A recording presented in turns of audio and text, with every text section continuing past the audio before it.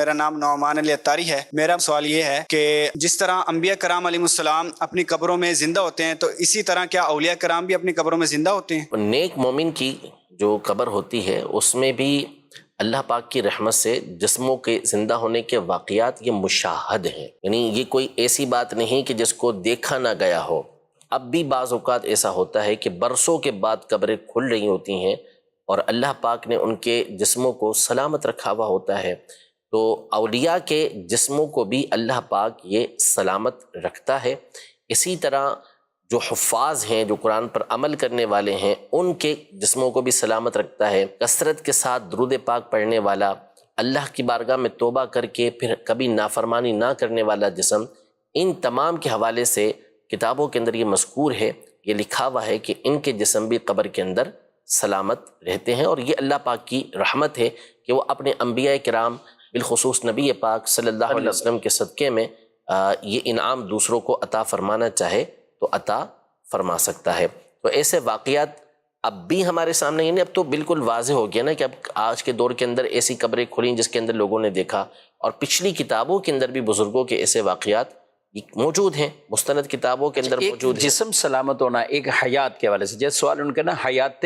نبی اور حیات جی، اسی طرح جو حیات کا معاملہ ہے تو دیکھیں روح تو کبھی نہیں مرتی، ٹھیک، روح ہمیشہ یہ زندہ رہتی ہے۔ روح کے مرنے کا قول کرنا یہ تو گمراہی ہے۔ موت جو نام ہے وہ روح کے جسم سے جدا ہونے کا نام ہے، اس کے بعد جو روح ہے اس کا تعلق جسم کے ساتھ رہتا ہے، حتیٰ کہ کافر کا بھی رہتا ہے، اس کی روح کا بھی تعلق اس کے جسم کے ساتھ ختم نہیں ہوتا۔ جو عذاب ہوتا ہے یہ جسم اور روح دونوں کے اوپر ہو رہا ہوتا ہے۔ اسی طرح نیک لوگوں کے اوپر جو انعام ہوتا ہے تو وہ جسم اور روح دونوں کے اوپر ہوتا ہے، یعنی ایسا نہیں کہ اکیلے روح کو سکون مل رہا ہے، لطف مل رہا ہے۔ اسی لیے تو دیکھیں کہ جسم ہوتا ہے قبر کے اندر، روح کسی بھی مقام پر ہو، جو مختلف احادیث کے اندر مختلف جو ہے وہ روحوں کے بارے میں ہے کہ کہاں کون سی روح رہے گی، تو پھر بھی جب بندہ قبر پر جاتا ہے تو قبر کے اندر جو مردہ ہوتا ہے وہ اس کو پہچانتے ہی، حدیثوں کے اندر موجود ہے، سلام کرتا ہے تو اس کے سلام کا جواب دیتا ہے، وہ اس کا قریبی ہوتا ہے تو اس سے اس کو انسیت حاصل ہوتی ہے۔ تو یہ ساری چیزیں روح کے ذریعے ہوتی ہیں، وہ روح کا تعلق ہوتا ہے اس جسم کے ساتھ، جس کی وجہ سے جسم جو ہوتا ہے آنے والے کو پہچان رہا ہوتا ہے۔ تو حیات یہ تو ہر ایک کے لیے ثابت ہے، اب ہر ایک کے درجے کے مطابق پھر اس کے لیے حیات ثابت ہوتی ہے۔ سب سے اعلیٰ اور عرفہ جو حیات ہے وہ انبیاء کرام علیہ السلام کی، شہداء کرام سے بھی بڑھ کر حیات ہے۔ اور نبی پاک صلی اللہ علیہ وسلم نے تو واضح طور پر جب درود پاک کے حوالے سے بیان کیا تو صحابی نے جو عرض کیا تھا، جی، کہ آپ جب قبر میں تشریف فرما ہوں گے تو کیا اس وقت بھی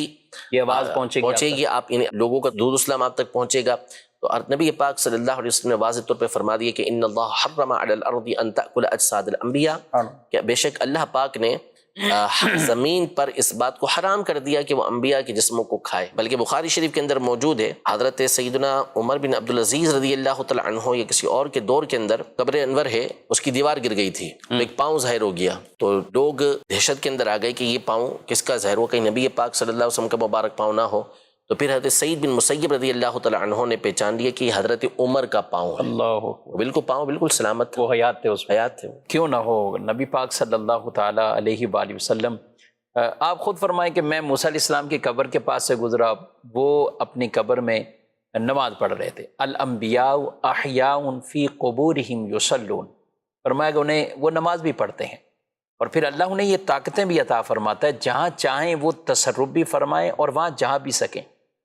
ہمارا یہ عقیدہ ضرور ہے کہ رسول اللہ صلی اللہ تعالی وسلم جسم مبارک کے ساتھ اپنے مزار پر انوار میں تشریف فرمائیں، اور جہاں چاہیں اللہ کی عطا سے وہاں جا سکتے ہیں۔ یہ نہیں ہے کہ ہر جگہ آپ موجود ہیں، ہر محفل میں آپ باقاعدہ تشریف فرما ہوتے ہیں اور جاتے ہیں جسم مبارک کے ساتھ، یہ نہیں، علم کے ساتھ سب کو مشاہدہ فرما رہے ہیں، پوری کائنات کو مشاہدہ فرما رہے ہیں، اور ہماری آوازوں کو، ہماری فریادوں کو وہ باقاعدہ سنتے ہیں۔ میرے امام اعلیٰ حضرت فرماتے ہیں، دور و نزدیک کے سننے والے وہ کان، کانے لالے کرامت پہ لاکھوں سلام۔ سبحان اللہ۔ کثرت سے درود و سلام پڑھیں اور ان نیتوں اور عزائم کے ساتھ پڑھا کریں کہ میرے آقا صلی اللہ علیہ وسلم ہمارے درود کو سنتے ہیں۔